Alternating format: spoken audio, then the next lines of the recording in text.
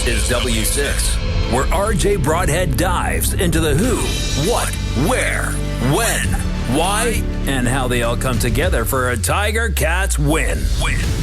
It's an important game this week against the BC Lions. Welcome to W6. I'm RJ Broadhead.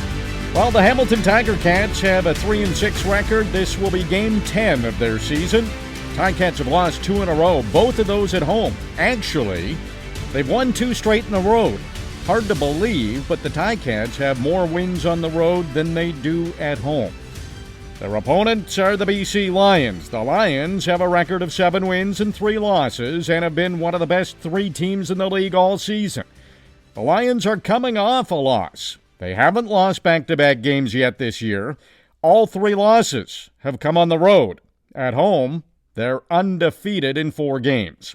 So what do the Tiger-Cats need to do to win this football game? They need to produce on offense. The team scored 1 touchdown in each of the last 2 games, both rushing touchdowns courtesy of James Butler. Butler leads the Tiger-Cats with 5 touchdowns. As far as the production from the rest of the starters this season, Taylor Powell, the starting quarterback, he's rushed for 1 touchdown and thrown for 1. It was his first CFL pass, a touchdown to Tim White. He hasn't thrown a touchdown since, nor has Tim White scored 1 since. Tim White has 2 touchdowns on the season, none in 4 games. That's his longest drought of the year.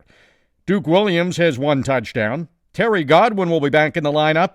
He hasn't scored a touchdown this year or in his CFL career. Keandre Smith doesn't have a touchdown this season.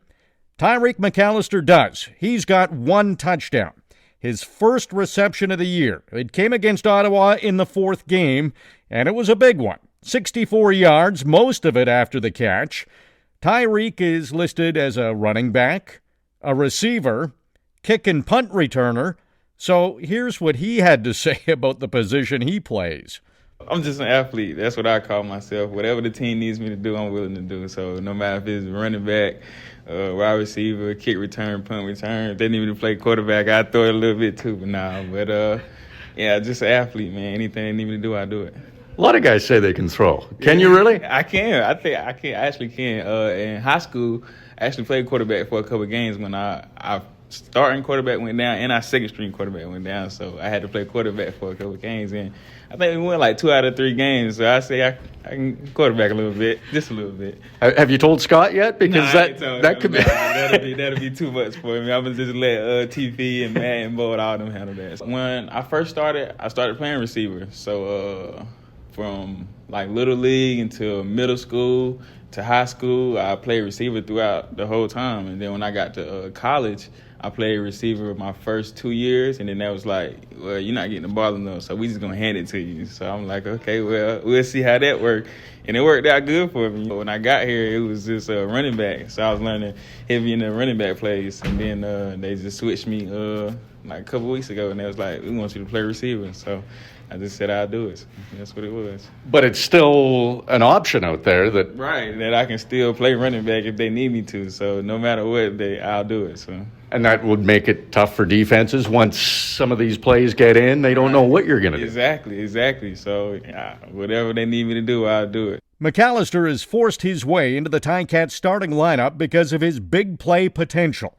He's capable of making something happen every time the ball is in his hands. That's something the Denver Broncos saw in him, too.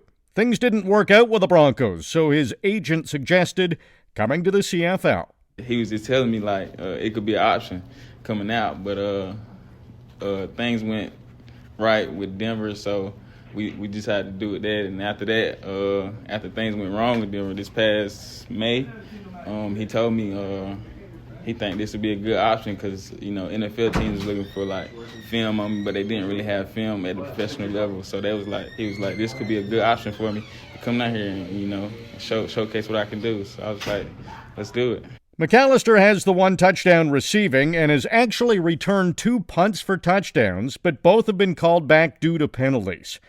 He'd be 3rd in the CFL in punt return yards if you add the 137 yards that were taken away with the penalties, with far fewer opportunities than those ahead of him.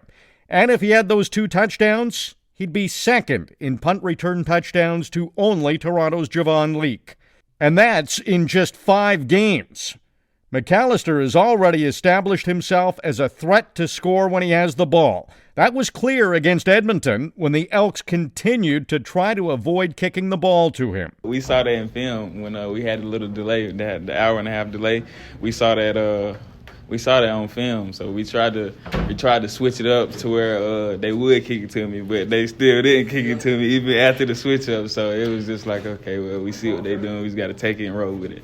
And I just go out there and I just let my instincts take over once. I just focus on catching the ball and really trying to line up where my return is supposed to go to. But after that, I just let my instincts take over, and whatever happens, you know what I'm saying? But as for the penalties go, I mean, we talked about it.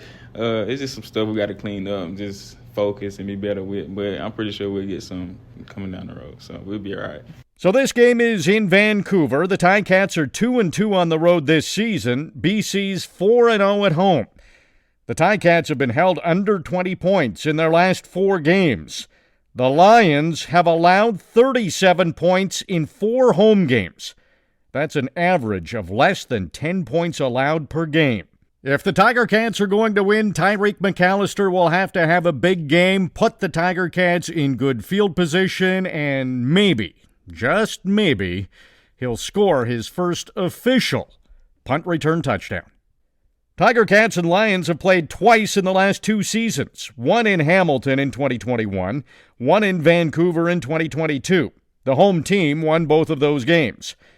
They'll play twice this season. This is the first meeting. Then they'll close out the home-and-home at Tim Hortons Field on October 13th. Despite their 3-6 record, the Ticats begin this week in a playoff position. This week in the CFL, it's all East versus West matchups. The Ticats' longest trip of the season is this one, to Vancouver. It's a 4 p.m. Pacific time start, so a manageable 7 Eastern start time. You can listen on the Ticats audio network, pregame show at 6 with Bubba and Andy. Luke Tasker and I have the call of the game at 7. Now that you've got your W6 for this week's game, give the Ticats audio network a review on Spotify, Apple Podcasts, or wherever you find your audio content.